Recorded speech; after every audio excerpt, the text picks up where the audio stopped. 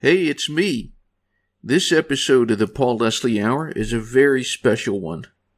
We're joined by one of the world's great singers, performers, and recording artists, the legendary Engelbert Humperdinck, with more than 150 million records sold. It's a great honor to have you on the show. Thank you. Thank you very much, Paul. Thank you. So how are you this day?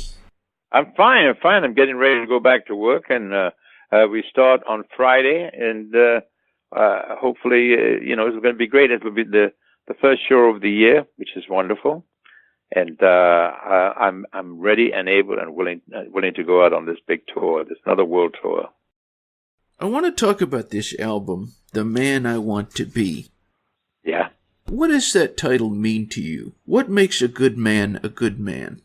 Well, to tell you the truth, I don't know who I want to be yet. But this song is a kind of a song that, is talking to his lady and saying, although I've done this and I've done that, you still stood by me. And it's just wonderful. It's a wonderful song, great lyric. And I think it is applicable to most men in this world. How did you meet your wife? I met her when she was 17 years old in a dance hall in Leicester. And that's who I've dedicated this album to. And there's a song written on it specifically for her. It's called Just Like the First Time. And it specifies the fact that I met her when she was 17 years old in the lyric. The writer was brilliant. He must have done his homework. He really knew our background, and he wrote the song about that. And so it's a song dedicated to her. And this album, a lot of different types of songs. For example, you've got the Bruno Mars song, which I have to say, I think you did it better than he did. That's very nice of you, but we just gave it a different treatment. I'm a big fan of Bruno Mars. I'll tell you why. Many years ago, I was in Hawaii when my fan club held a fan club party for me, and the entertainment that night was Bruno Mars, who was a little 5-year-old boy.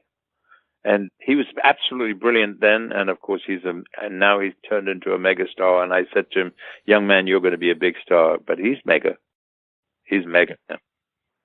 And so I decided to do one of his songs on the album, and I hope that he approves of it and he likes it. There's a great variety of stuff here, from, as we just mentioned, Bruno Mars, but then also you close the album with the bonus track by a song written by the great Les Reed. Yes.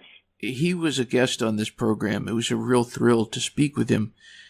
How does a singer like yourself view songwriters? What is your outlook on writers of songs? Well, these are the guys that really make it happen for the vocalists, for singers. I knew Les in the 50s, in the late 50s, when he played with the John Barry 7, and we became friends. We went on a rock and roll tour together, and we became solid friends from then, and we still are to this day. And of course, he wrote this wonderful song, which is a tribute to our country, in England, and we've stayed friends. He's written many, many songs, like The Last Waltz, which was a major hit around the world. They played it in every dance hall around the world, and Les Bicyclettes de Belsailles, and Love Is All, and so many. Winter World of Love, which are great songs in my repertoire of songs.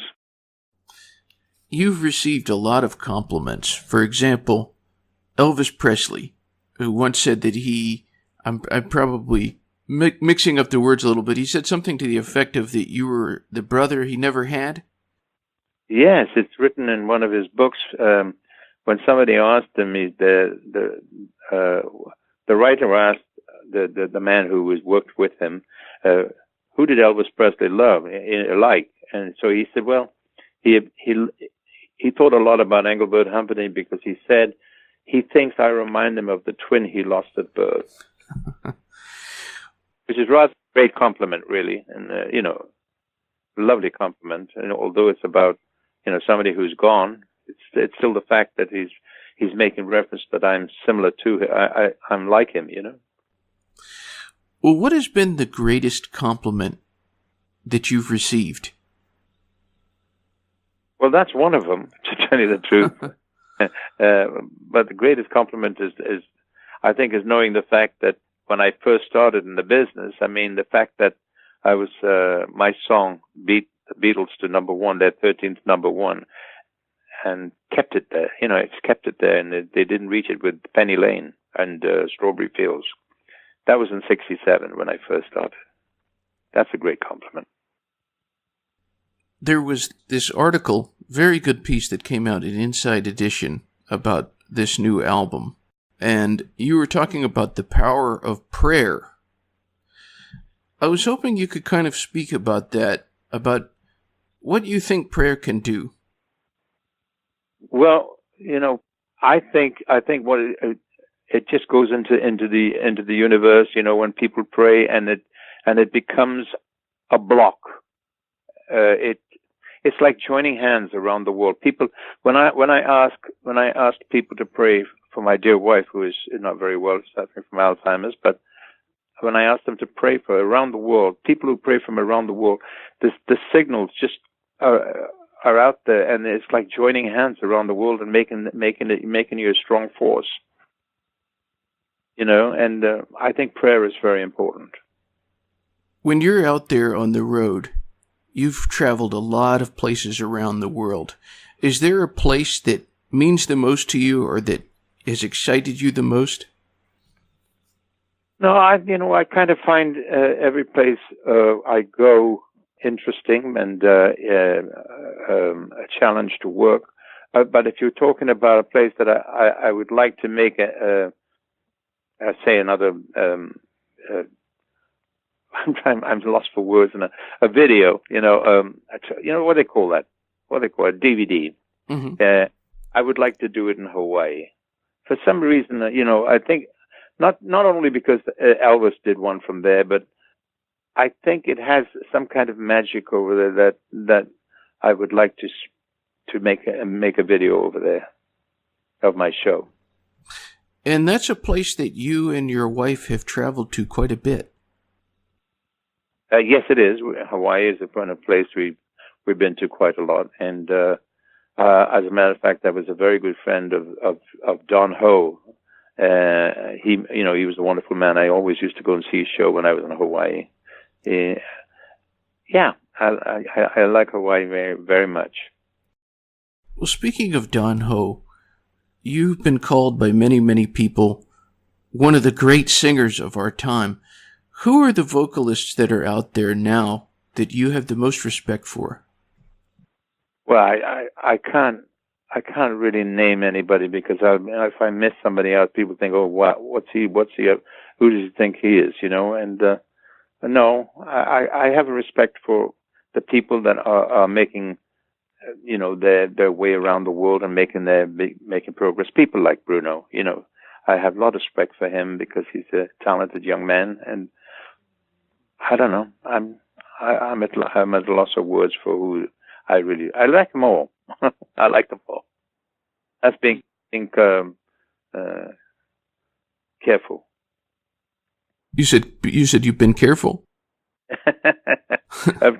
You don't want to hurt people's feelings. You know what I mean? I see what you mean. I don't. I never do.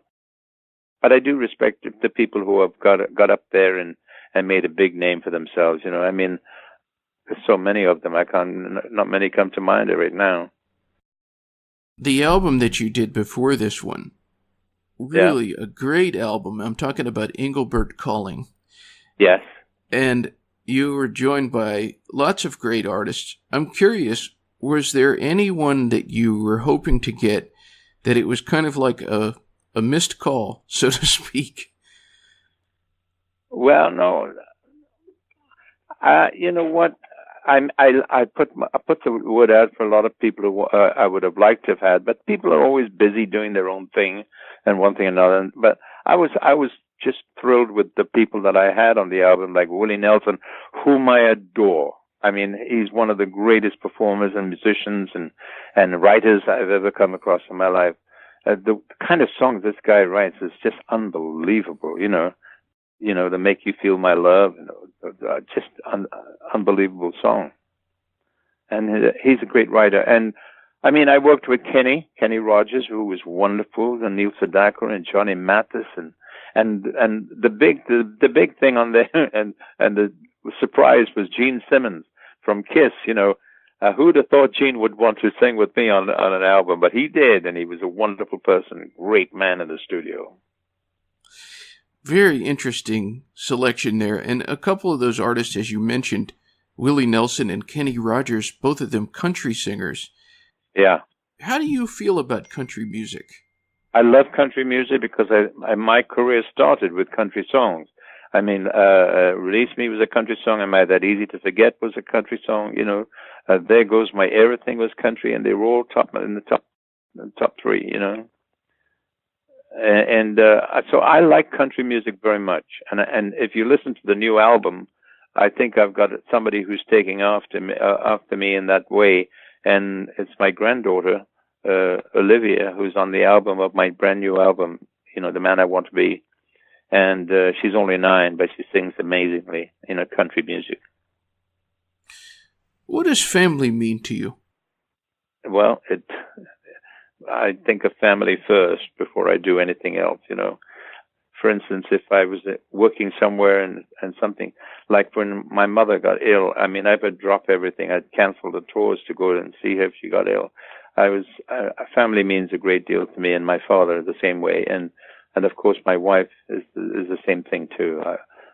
I think a lot about family. Family is the backbone of my life. When it comes to recording or performing a song, in Engelbert Humperdinck's opinion, what makes a good song a good song? How do you know this is a song that I want to sing? If it has a good storyline to it, and it has good melody, I think I like songs that people can relate to and say, "Oh God, I've experienced that. I've been through that. I've been through this." And it's like a release valve for people who hear it. Say if it's something people like and they've gone through it in their own lives, it is the release valve for them. And I think that's what I look for in a song. When somebody is listening to you sing, whether it's in a concert or listening to this album like this recent one, what is it that you hope the listener gets from that experience? Just good feelings, and appreciates the magic of the music that comes from it. It is magical because you hope that it brings some sort of serenity or some liking to the person who's listening to it. I don't know. I just hope they like what I do, because I do it with sincerity from my heart, and I make each word count.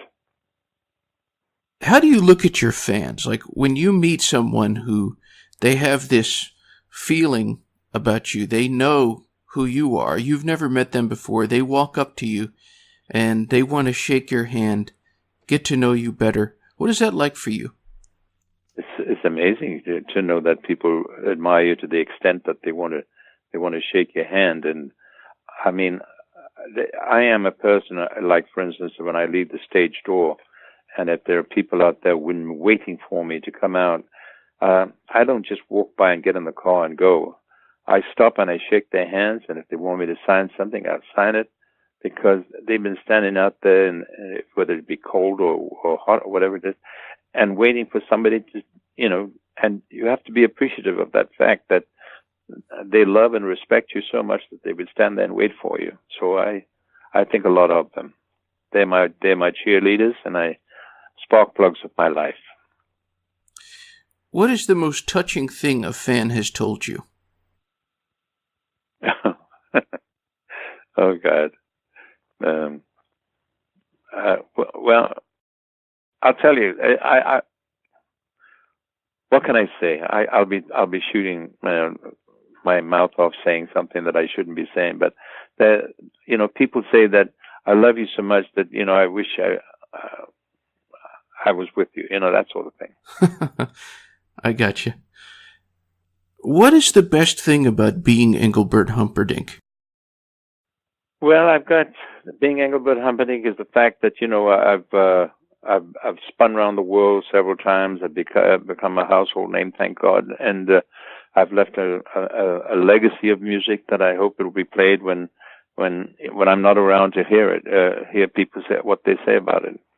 But it's done me.